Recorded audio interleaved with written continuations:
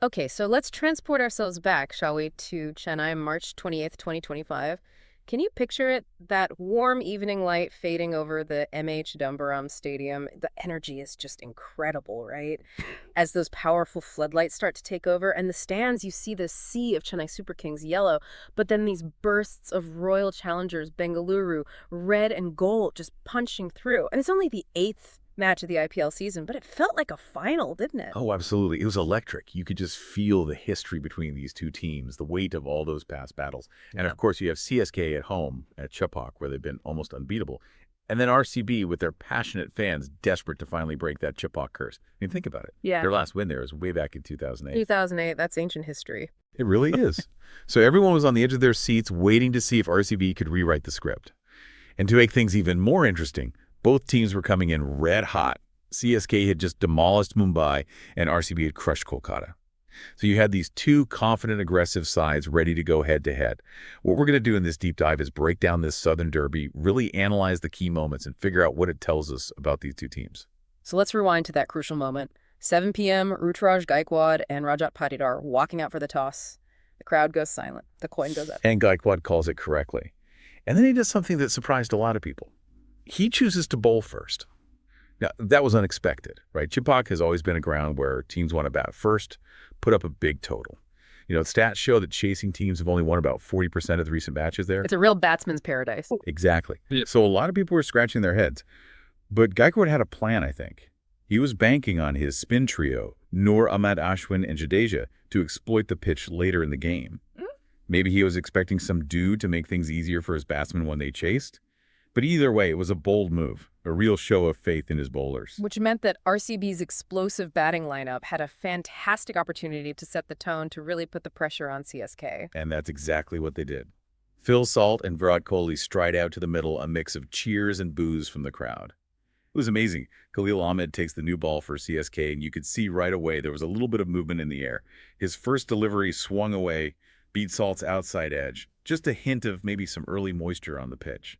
But Salt wasn't phased, was he? A couple balls later, he throws his bat at one, gets a thick edge, and it flies over the slips for 4. Not pretty, but it got RCB off to a quick start. And then a few balls after that, he just loads a powerful drive past deep third for another boundary. You could feel the momentum shifting already. What was really fascinating to watch was the contrast between the two openers.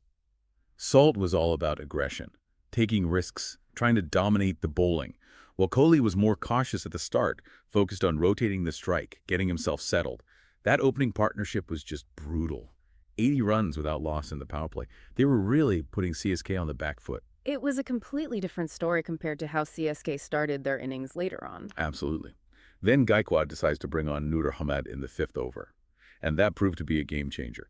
Salt was looking dangerous, but he tried to take on Noor charge down the track and completely missed the ball. Dhoni behind the stumps, lightning fast. The replay showed Salt's foot just a fraction outside the crease. It was pure magic from Dhoni. Even after all these years, his reflexes are unbelievable. Incredible, right? But even with Salt gone, RCB didn't let up. Rajat Patidar came in and he looked a little nervous at first. But then he settled and started timing the ball beautifully. And in the 8th over, he smashed Noor for a huge 6. That 6 was special, not just because it was a big shot, but because it took him past 2,500 runs in T20 cricket. It showed how consistent he is and how much he's grown as a leader. And just when it looked like Patidar and Kohli were about to take the game away, Ashwin delivered a crucial breakthrough. He was bowling really well, keeping it tight, and then Gaikwad took a spectacular catch at cover to dismiss Diptav. Padikal's innings was brief, but he did hit a big 6, which showed the kind of damage he can do. So it was a good wicket for CSK, but RCB was still in a commanding position. Yeah, Patidar was the key for RCB in that innings. He did get a couple of lucky breaks, though, 2 dropped catches. One by Huda at the boundary, and then Tripathi couldn't quite hold on to a tough chance. But he made CSK pay for those mistakes. He scored a brilliant 51 off just 32 balls. He was especially aggressive against the spinners, which really disrupted CSK's plans. He seemed to sense that it was his moment to step up, and he delivered. Then Livingston came in, but he didn't last long. Noor got him with a beautiful delivery, attempting a sweep shot. At the end of the 15th over, RCB were 135 for 4. The question was, could they push towards that 180 mark, which seemed like a good score on this pitch? And that's when Tim David took over. The last over bowled by Sam Curran was unbelievable. 3 massive 6s, one after the other, each one further than the last. The crowd was stunned, silent. It was like a heavyweight boxer delivering knockout punches. David completely changed the momentum of the innings with those sixes.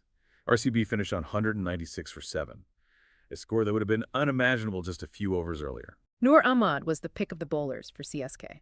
He took 3 wickets, and Patidar got 2. But the spinners, who are usually so effective at Chepauk, didn't really dominate. It seemed like the pitch was playing a bit differently, more pace and bounce than usual, which favored the batsmen. So CSK needed a solid start to chase down 197. Rachin Ravindra and Ruturaj Gaikwad walked out to open the innings. They'd been brilliant in the previous match, but then Josh Hazlewood stepped up. He was playing against his former team, and he was on fire. That first over from Hazlewood was devastating. First, he got Rahul Tripathi, who was batting at number 3, a top edge straight to salt. And then, incredibly, with the very next ball, he dismissed Gaikwad. A mistimed pull shot easily caught. CSK were 8 for 2 in the blink of an eye. The Chepauk fortress was breached. It was the worst possible start. And it didn't get any better. Bhuvneshwar Kumar, making his debut for RCB, bowled a tight line and length, and he got Deepak Huda to edge one behind. CSK were 20 for 3 after 4 overs. The crowd was silent. You could feel the tension in the air. Ravindra tried to fight back. He played some lovely shots, beautiful cover drive of Bhuvneshwar, and a nice lofted shot for 4.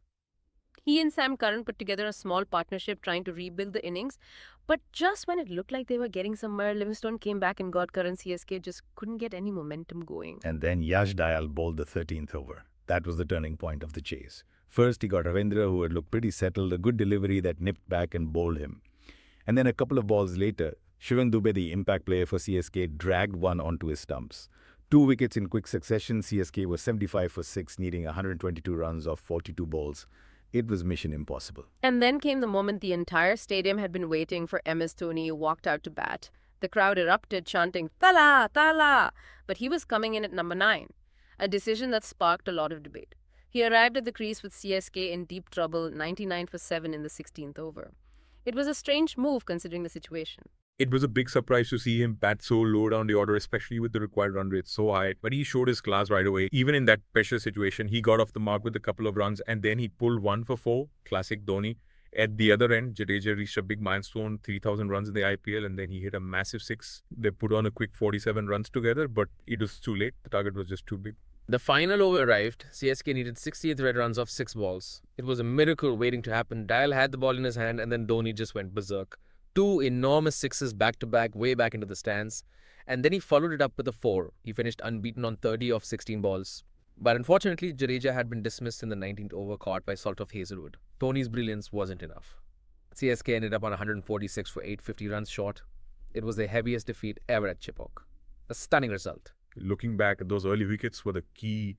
Hazlewood's double strike in the second over really set the tone for the match. Getting both openers so cheaply, especially at Chepauk, gave RCB a huge advantage. CSK never really recovered from that. And those dropped catches off Patidar proved to be very costly. He was given 2 extra lives, and he went on to score a crucial 50, which earned him the Player of the Match award.